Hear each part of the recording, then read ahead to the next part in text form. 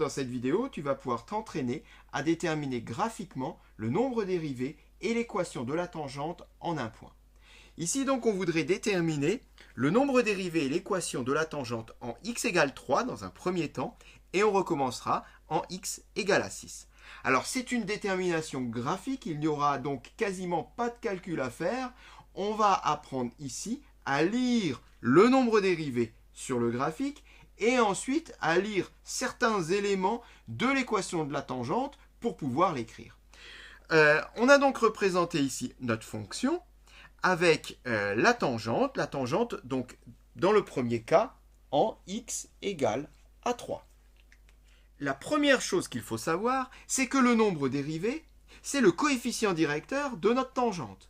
Donc, pour récupérer le nombre dérivé, il suffit de lire, puisque c'est une lecture graphique, je le rappelle, de lire le coefficient directeur sur notre graphique. Et lire un coefficient directeur, ça c'est quelque chose de pas bien difficile.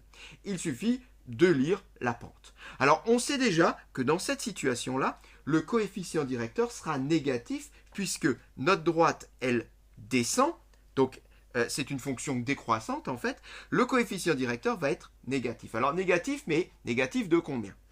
Pour cela, on va tout simplement lire la pente, et habituellement, on se place sur un point de la droite, qui se trouve sur un nœud du quadrillage. Voilà, le plus simple, c'est carrément de se placer au point de tangence, de faire un pas vers la droite, c'est-à-dire une unité dans le sens des abscisses, et de lire de combien d'unités. Ici, on descend dans l'axe des ordonnées, sur l'axe des ordonnées.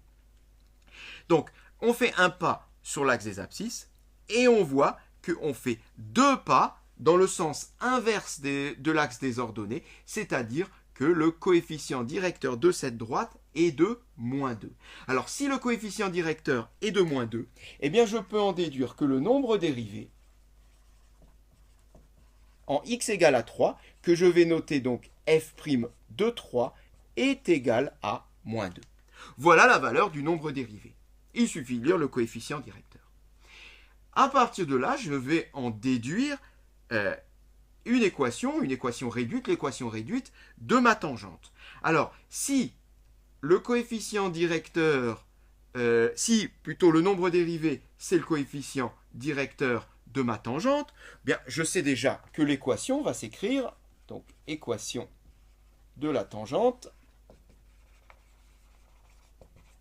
sous la forme y égale f' de 3, x plus quelque chose, donc plus b. Puisque c'est une droite s'écrit sous la forme y égale ax plus b. Ok.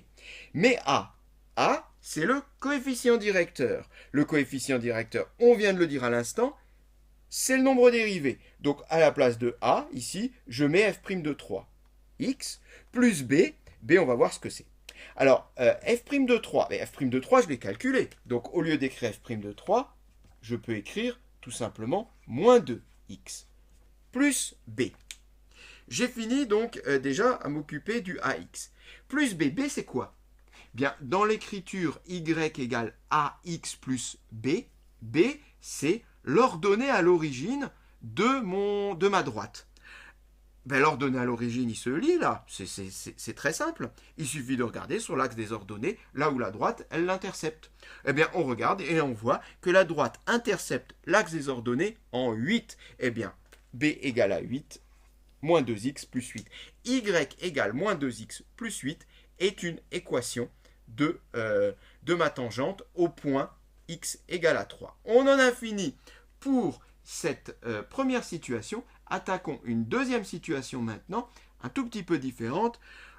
Pour x égale à 6, commençons déjà par afficher la tangente à ma courbe au point d'abscisse x égale à 6.